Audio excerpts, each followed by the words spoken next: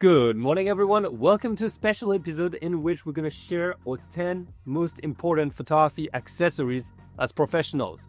If you're ready, I'm joined by Alex Tian, awesome photographer, videographer, and myself, Pierre Lambert, travel adventure photographer. Before we jump right into it, I want to thank our sponsor of the day, Small Rig, that is actually helping us bring some of those accessories forward.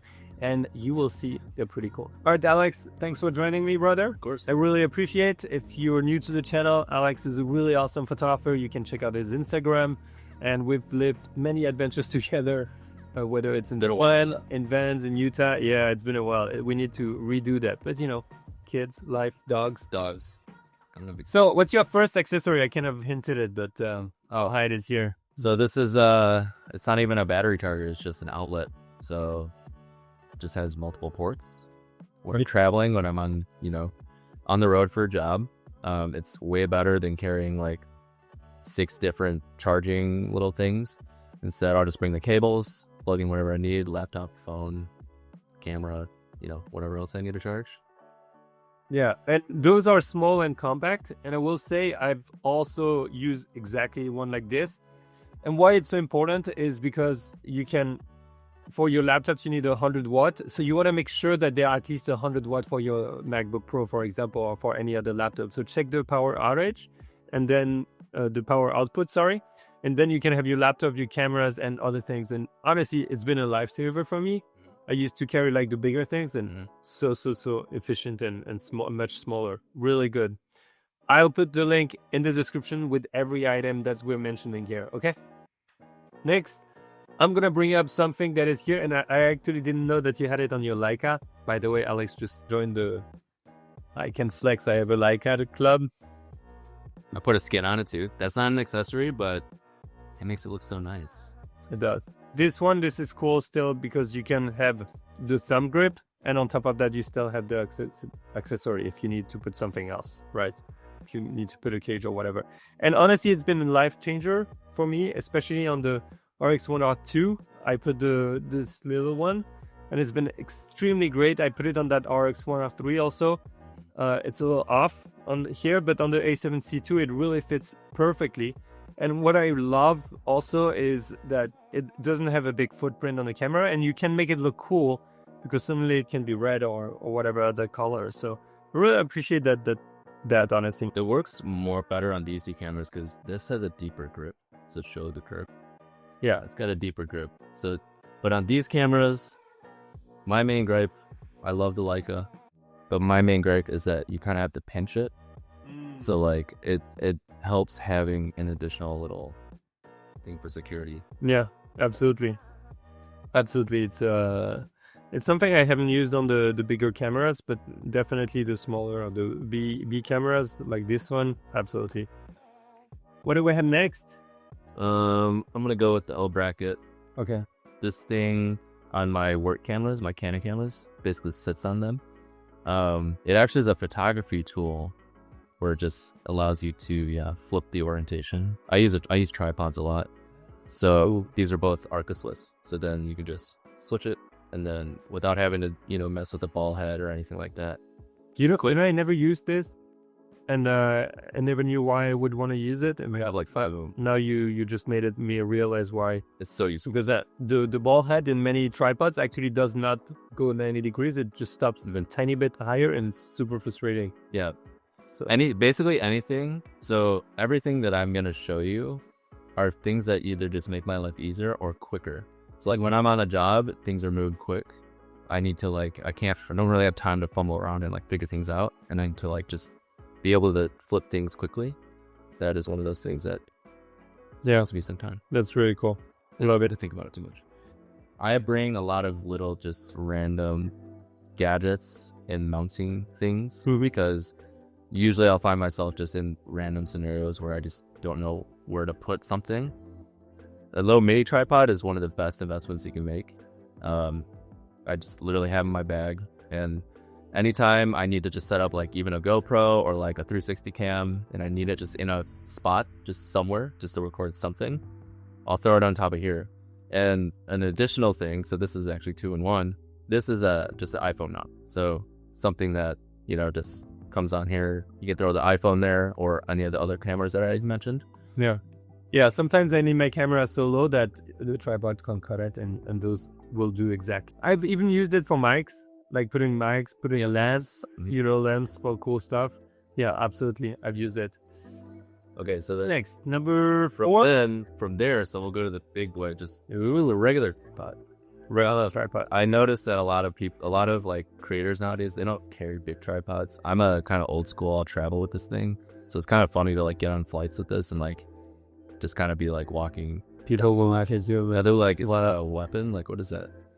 Fun fact: in Mexico, they actually make you check tripods. They don't like. Taiwan too. Yeah, they maybe throw one away. But yeah, you can't go through. In Mexico, they tried to do that once, and I was yelling.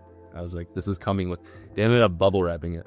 All right. So that's one way, is if you just bubble wrap it ahead of time. That's like a little loophole, but I can imagine Alex. I get the effort. Well, when it comes to my gear, I'm usually very chill and laid back about things, but like when it comes to my things, yeah, I would protect them. Well, especially because it's professional gear we're using. Well, yeah, and I like the reason I like this brand is the same brand as this. It's just aesthetically, like, they look nice. It's nice stuff. So yeah, I don't want to lose it. Anyway, so it's a good tripod. Always have a good tripod too. That's the thing. Don't get like a cheap little flimsy plastic one. A good ball head is really important. The ball head is always standing on this. There's a lot of things happening here, but a good ball head is really important. Just you want. Which brings us to the bigger tripod, which is that one from. Actually, it's Potato Jet, one of the YouTubers that designed it with small rig, and I've used it in the setup that I just created literally like 2 days ago. I texted Alex. I'm like, I'm staying at this place. I need to shoot video. And in 20 minutes, I had a whole setup and you'll see with other accessories that made it really easy. But this is a really cool tripod that goes up and down super fast. It's more oriented toward video, I will say. But honestly, if you do time lapses, if you do anything like serious, those are the kind of tripods you want to use when you're in heavy conditions or if you're putting a lot of gear on it. Honestly, I would totally use that for like a long, big, tiny engine mounting.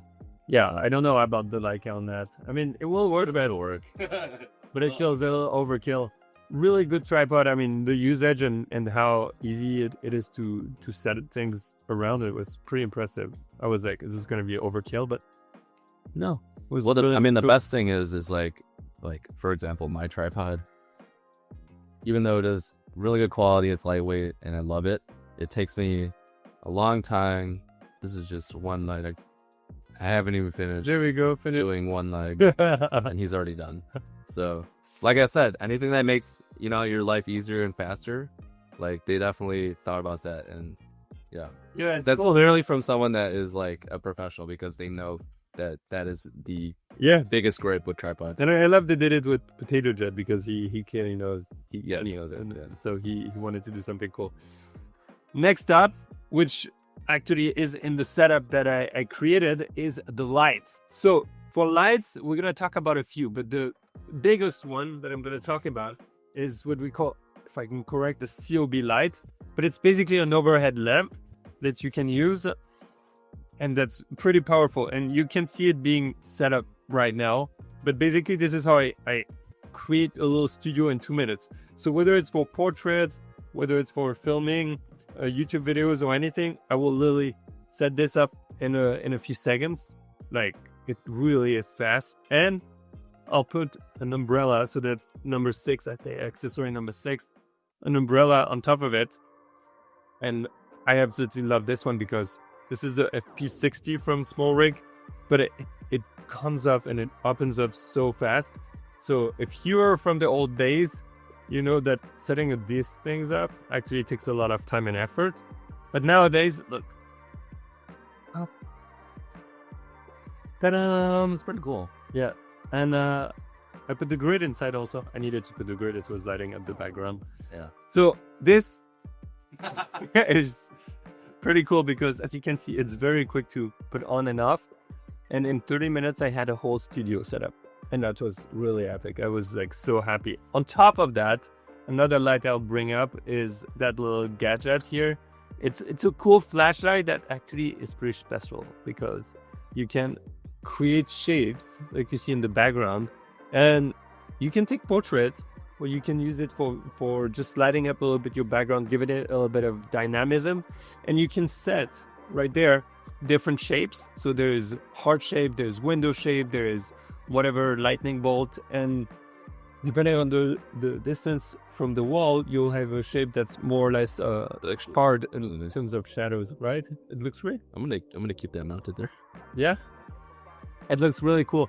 So it's something that I love. It's a easy accessory that I acquired recently, and another one is just small lights that I talked about already on the channel, but just those square lights. I actually use them all the time, even to go read stories to my daughter in bed.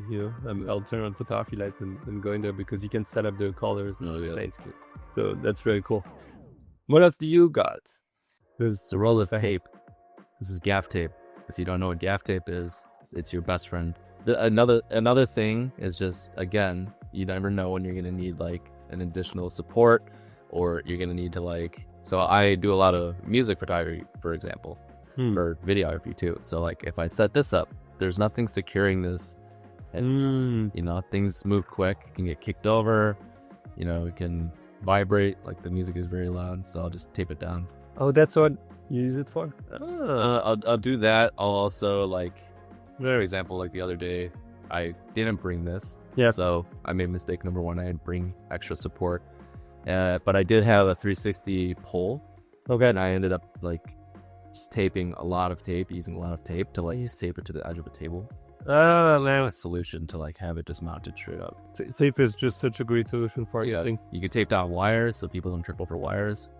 You can't see the lighting setup, but there's wires everywhere.